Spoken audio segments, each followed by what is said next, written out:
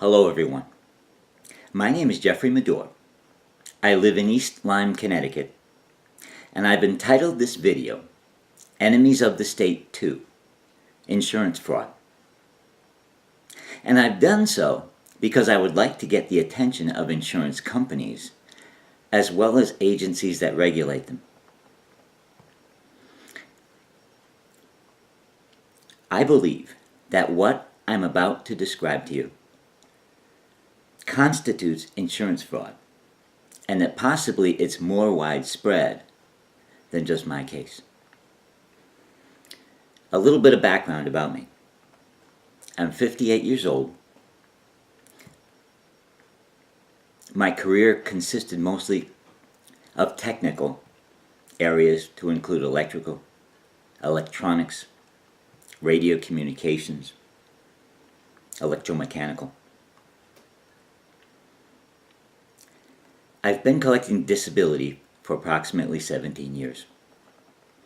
During that time, I've been hospitalized multiple times. I've been on pain management. I've been expensive for my insurance company.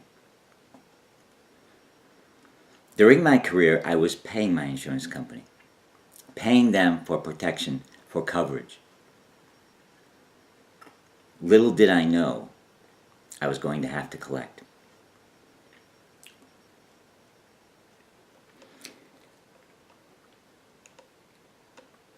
Now, as I write the notes for this video, as I sit down and I prepared for this video, I experienced strong and debilitating abdominal pain and back pain.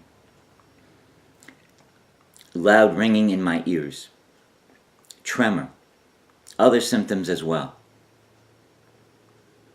The truth is, I am not sick. I'm a victim of organized stalking.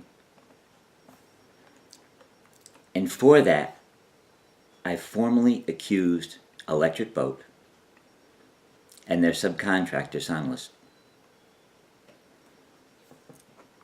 Though the FBI have been investigating,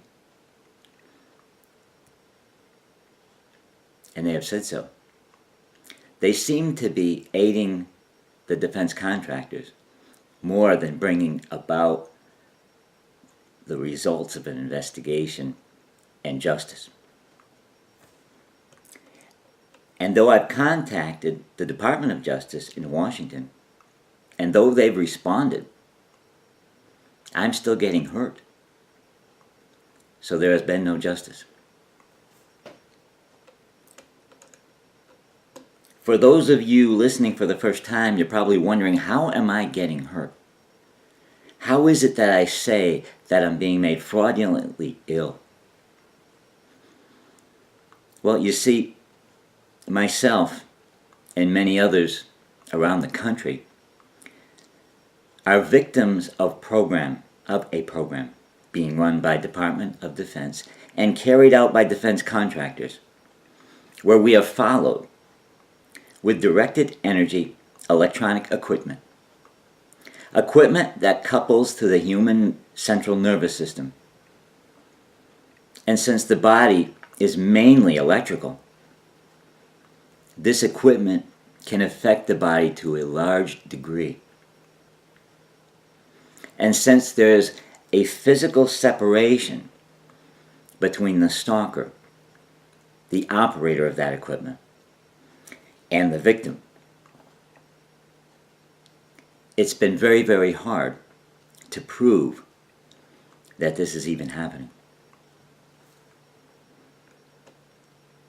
The equipment that's being used on me is manufactured by a company called Tetra Systems. I believe they're located in Detroit, Michigan. At least that's what it says on the equipment. I've been unable to find an actual address. But this equipment consists of a transducer that puts out a microwave signal, and it couples to a remote victim or target. Modulating that microwave signal is central nervous system disturbing information. So in coupling up to the human body, someone sitting at a remote terminal in another town can be causing all kinds of effects to that human body.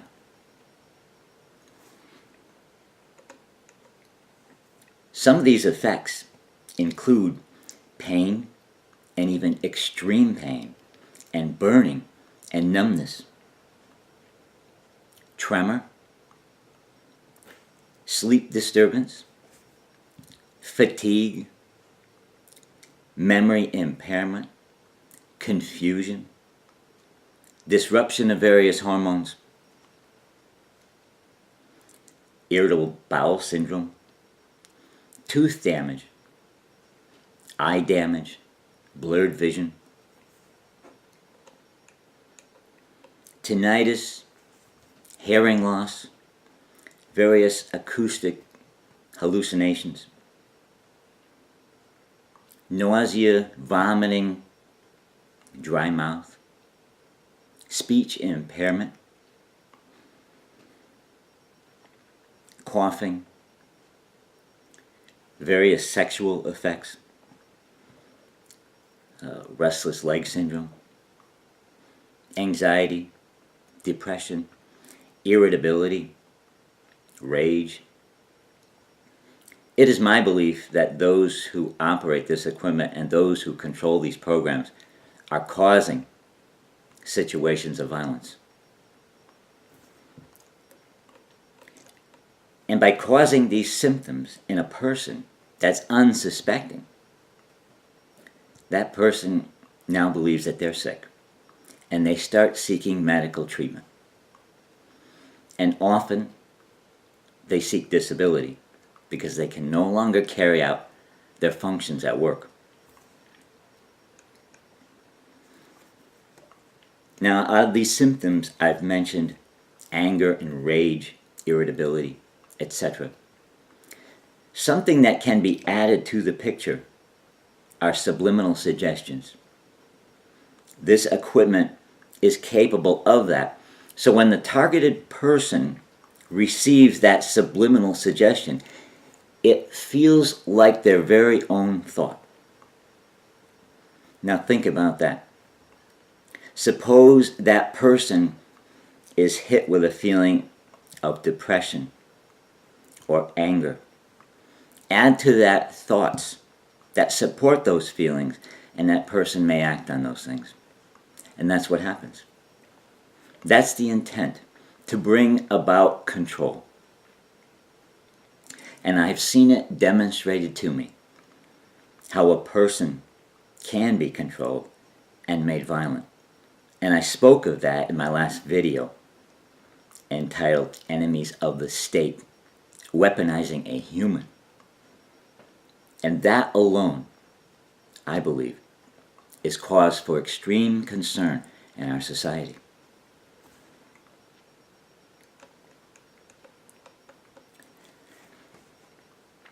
But let me move on. What I'm saying today is, I am not sick, yet I have symptoms of illness that I struggle with daily. Life is very difficult for me. Minute by minute, it is difficult, and often about survival. There is a transducer that's used to follow me. I have radio equipment whereby I can detect it. And that transducer follows me. Obviously, with a human doing the following. Within, say, a half mile of me. Everywhere I go, I am followed. That transducer transmits to a remote location. And for me, it's been done out of General Dynamics, Bridge Street, Groton facility, where there are people who do the planning, who operate a display and a computer to cause all of the effects that are caused to me and more.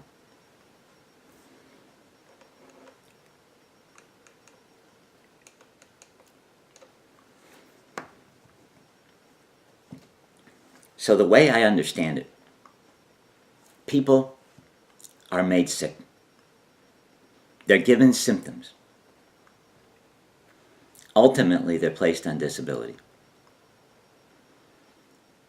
These people then seek out relief for their symptoms by seeking doctors.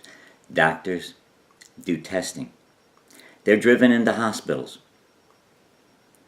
for surgeries, procedures, tests, and none of it was necessary.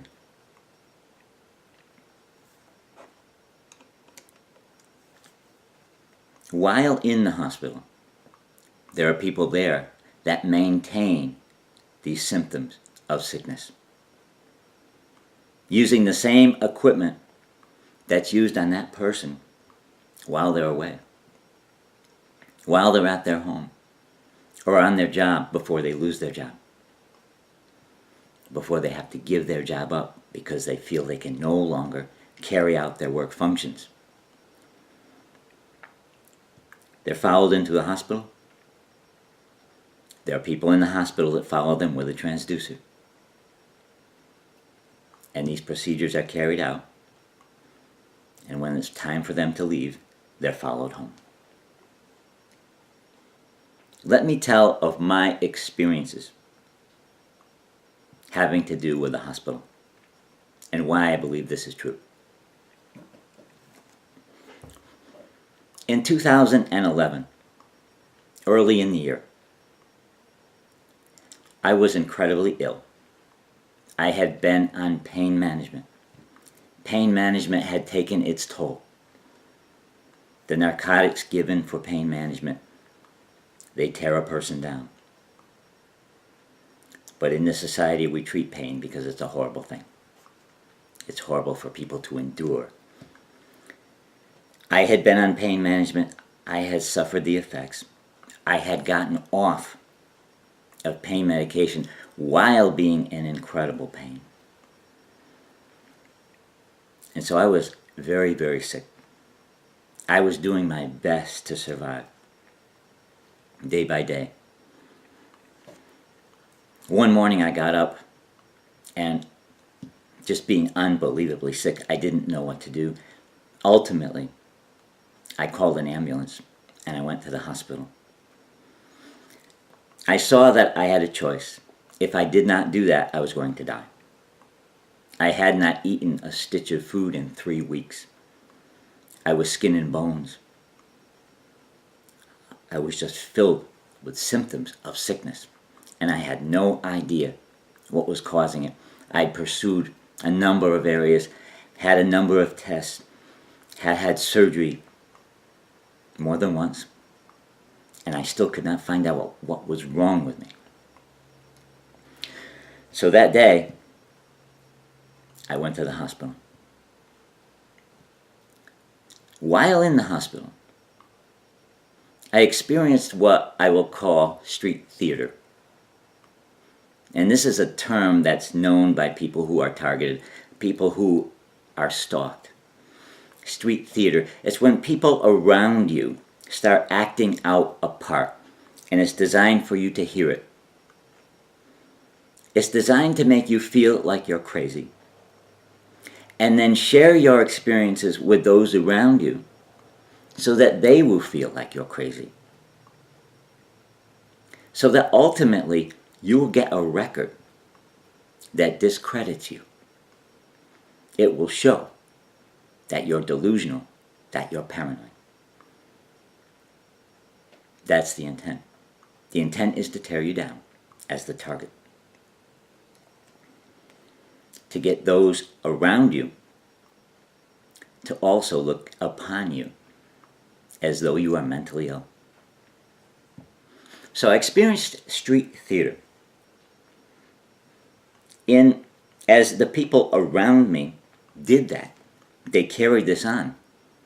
They exposed to me pictures that had been taken of me. This was incredibly reckless on their part. My mom, who's 83 now, also saw those pictures. I tried pointing them out, and I was told what pictures. Looked upon as if I was crazy.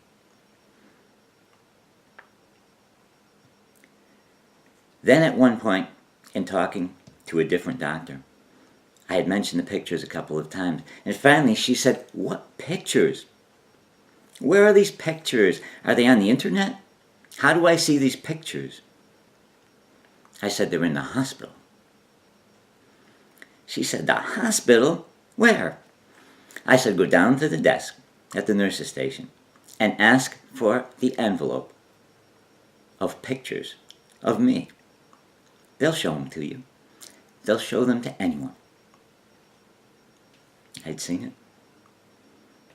She went down, got the envelope, and disappeared in the back room.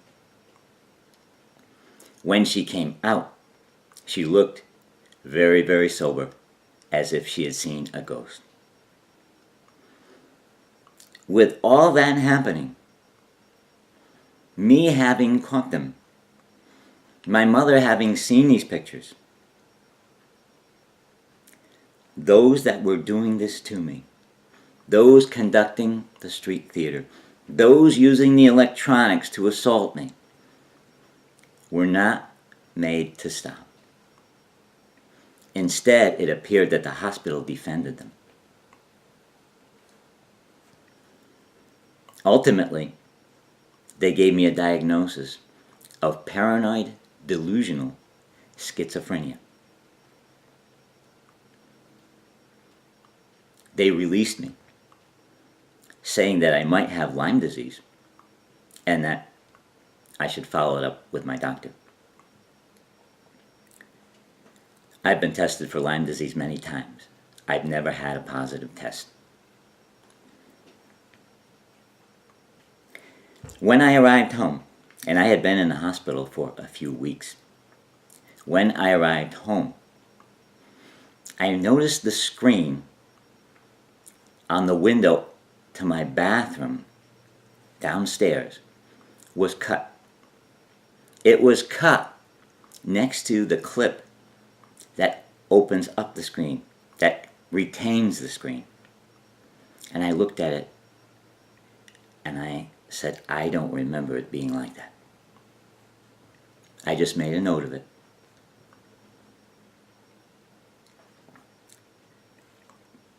The next time I was away and returned to my home, I noticed that screen with that cut was moved to the upstairs window just above the bathroom. And that's where it remained. Having seen these pictures of me in the hospital, and noting the perspective from where they were taken, I came home looking for how someone might have done this to me, because they were taken from this room where I'm making this video. And I could tell from the perspective of the pictures, roughly where the camera had to be. I found a duffel bag on my shelf with a hole in it. I found marks on that duffel bag where something had been attached. That duffel bag did not have a hole in the past. And where it appeared that this device was mounted is exactly how the pictures indicated that. The very perspective where someone would have had to be standing with a camera. And if there were someone there, I would have seen them. It's not that big a room. There was no one here. How is it that something like this can happen in the hospital? And when I bring it out,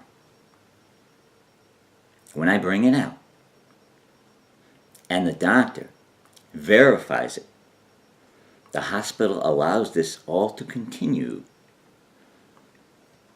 and the doctor does her best to assign to me a diagnosis whereby anything I say about it in the future will have little or no meaning. I will be discredited. Now, what about my mom?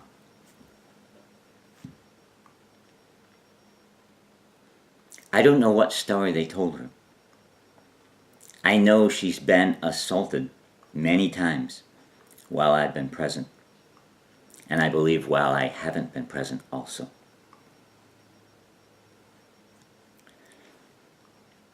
I have heard that the people that did this to me have tried to make my family believe that my children did this. My children did not do this to me. They did not take pictures of me that included nudity and send them to a hospital. My family loved me. They love me. My children are a whole lot better than that. They would never do that. And if they had done it, I would have seen them do it. This room is not that big. They would have been less than 8 feet from me. I would have seen them in the room. So how is it that the hospital allows this? Not only do they allow it, they protected it. It does seem. Is it because these people are very profitable to have around? Electric boats people, I do believe.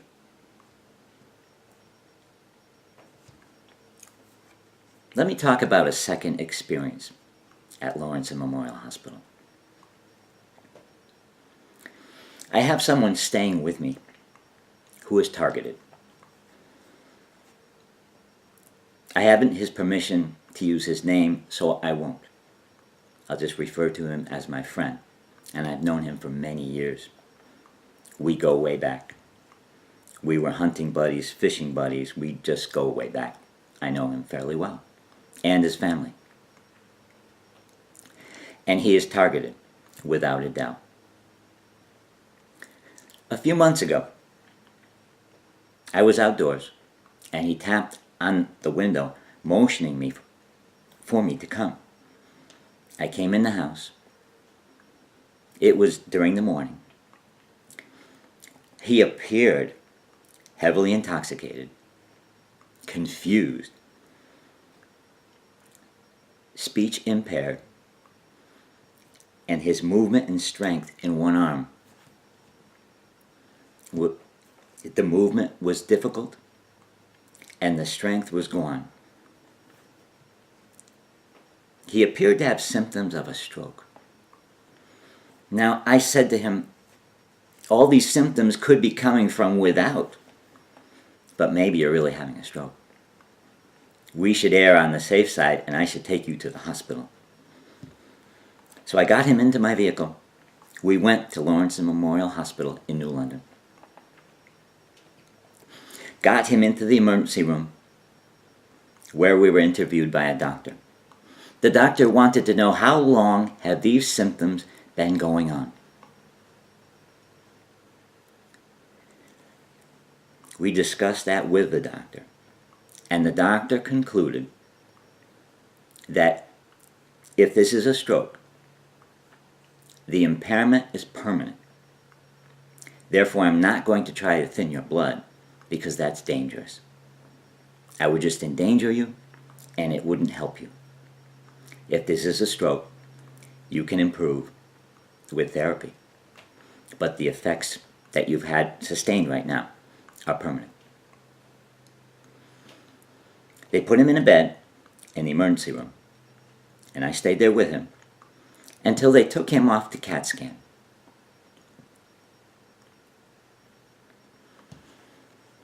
When he came back to the room from CAT scan, he was all better. All the staggering, intoxicating type of effects were gone. His speech was clear. The confusion was gone. He said, look at my right arm. I have all my strength back. Motion is as it was. I'm all better.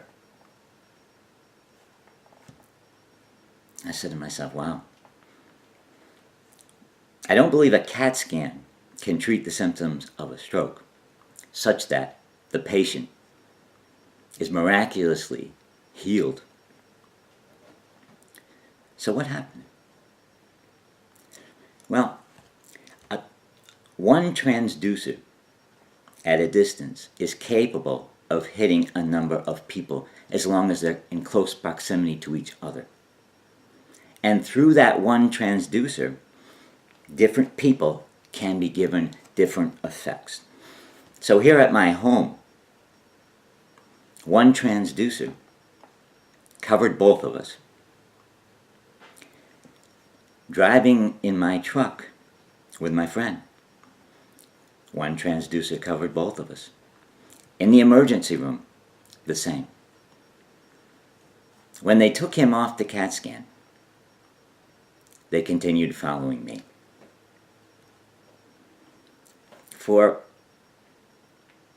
some reason, I'm a more important target, and I think the reason is because the FBI is doing this. And they have hung on to me very, very tightly. So they, as I see it, they had to decide which one of us they were going to let go. And so they let my friend go. He went off the CAT scan. And he came back and he was all better. We were just at that point waiting to get the okay for him to get dressed, and we'll leave. He was in good shape. Let's go fishing. That type of shape. The doctor came in and said, well, I'd like to keep you overnight for observation. It's just standard procedure. And so he agreed, and I left. I left believing that, well, he'll be just fine. Because he was just fine. I went home, and later, when I communicated with him, I found out that the speech impairment returned. The confusion returned. And suddenly, he was back to believing he had a stroke.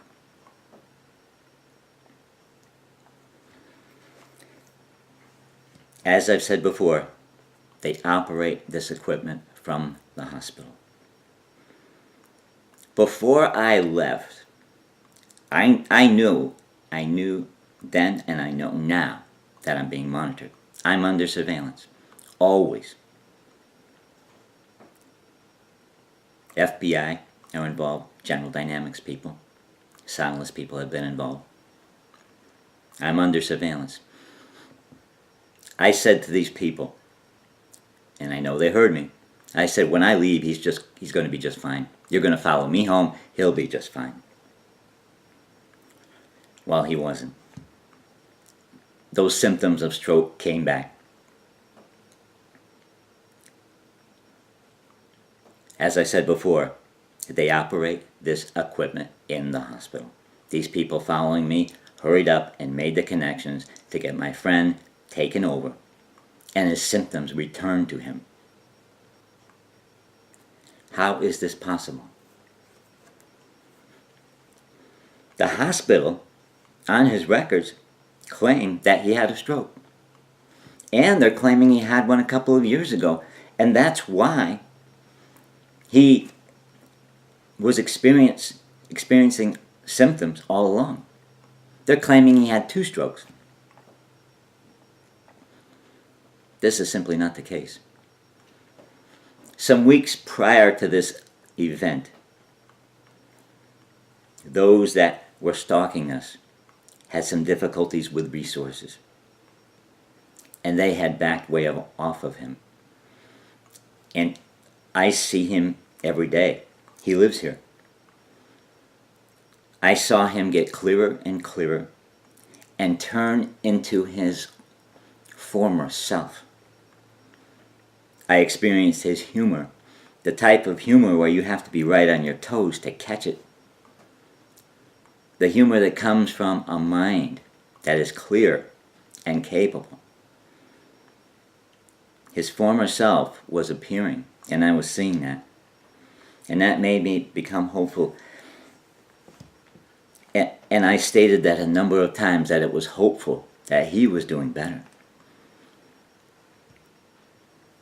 And after saying that a number of times, those that were stalking us ramped up the symptoms on him of confusion and other things that kept him feeling disabled.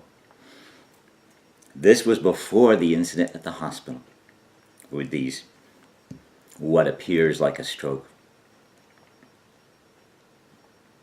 So he didn't have a stroke before either, because he was doing very well when they backed off of him. I don't believe he had a stroke that drove him into the hospital, because I saw it in the emergency room. I was there. I documented it. I took notes. I have made those notes available to the state and federal government. I do not believe he had a stroke. So why does the hospital claim that he has had a stroke? Why would that be?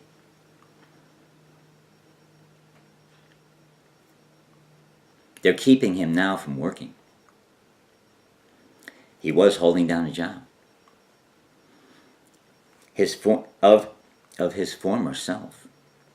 With his real capabilities, he would be running most jobs. He's very capable. He's a sharp guy. And I've seen that come through.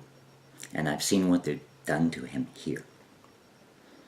And now, since this incident at the hospital, whereas he is diagnosed of having a stroke, and not just one, but they're claiming a stroke in the past.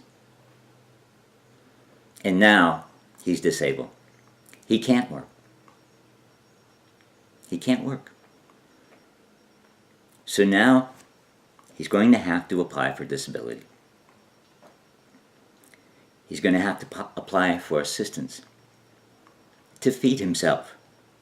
Assistance in getting food paid for. Now here's a man who has worked all his life. A hard worker, a smart guy, a very, very capable man. And that's what is being done to him. He's being made disabled and costly. And the hospital is assisting. And I believe profiting.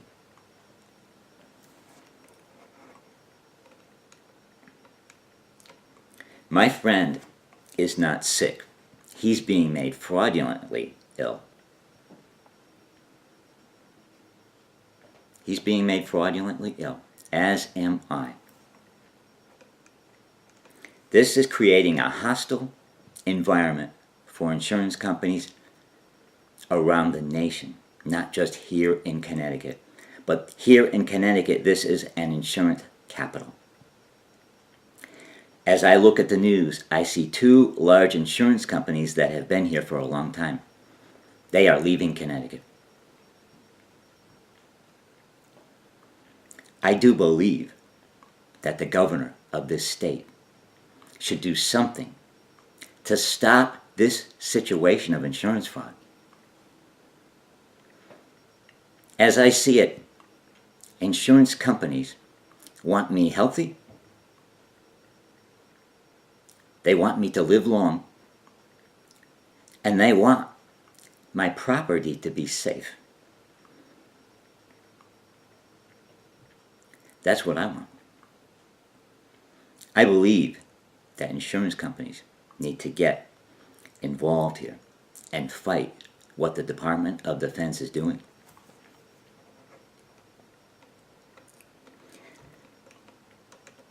Now, I'm a member of an organization that helps people in my situation that are stalked, and they understand the electronics.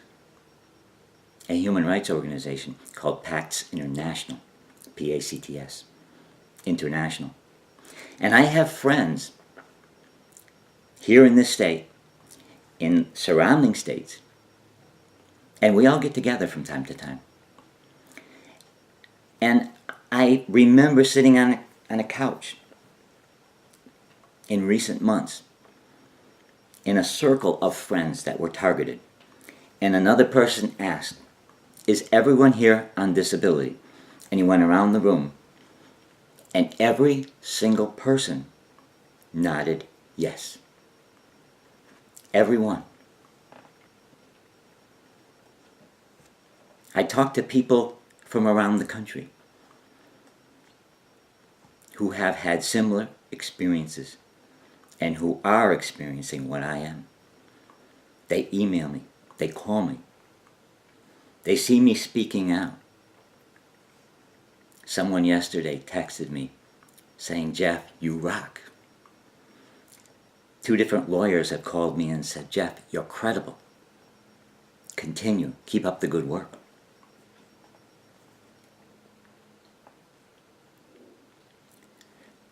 Back in April, I sat down.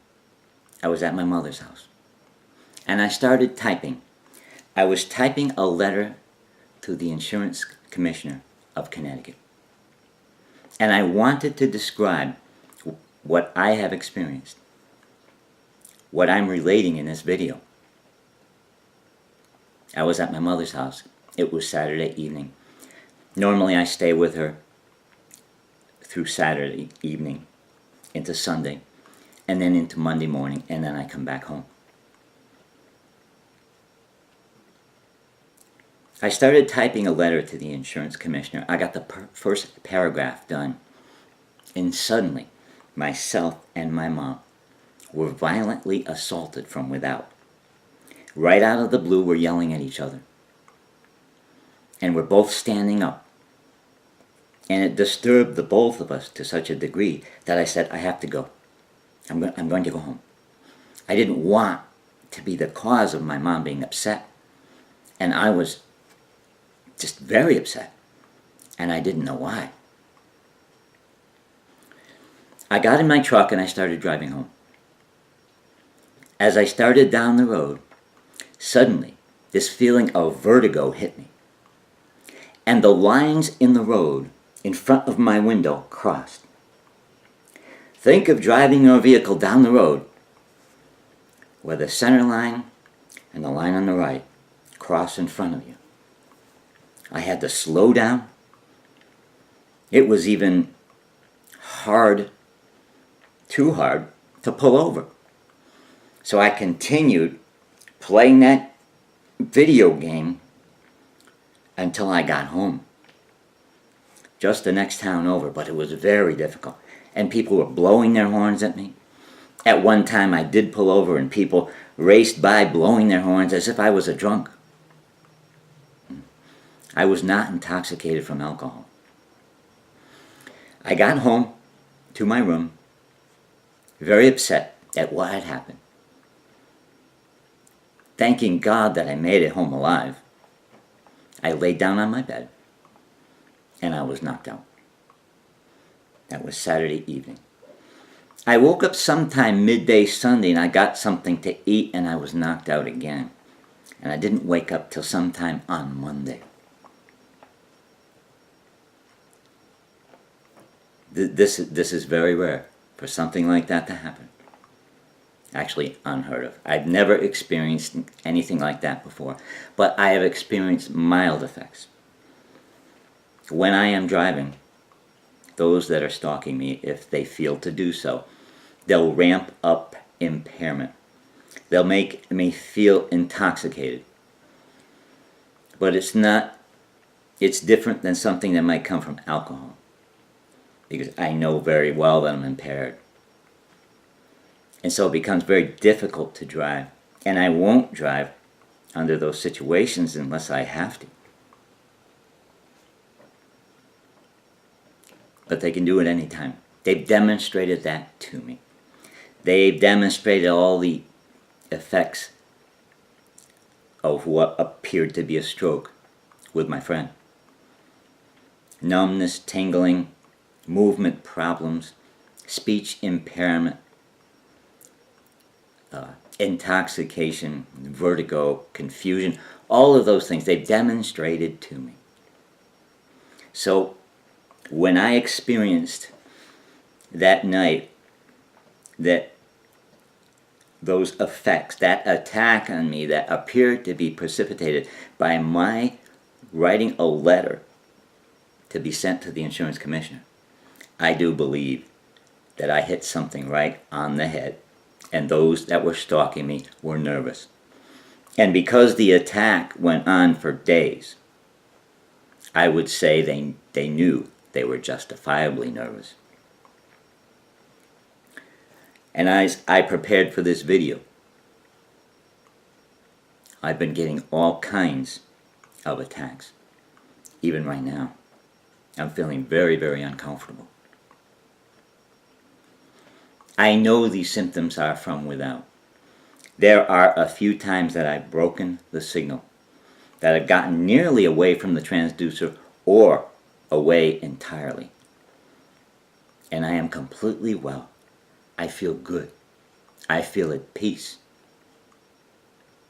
I feel motivated.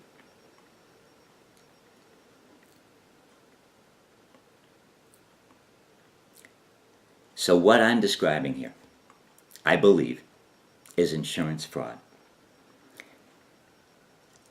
And since people in other places in the nation have told me, they say, Jeff, I went to the hospital and they must have done something to me there. I've been sick ever since. They describe what has happened. And in listening to everyone, and listening objectively, I conclude that what's happening to me is happening in many places around the nation. And it is insurance fraud.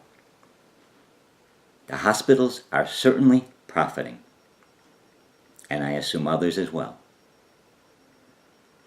And it is my hope that insurance companies will look into what I'm saying and will pressure state governments and law enforcement to do something about it.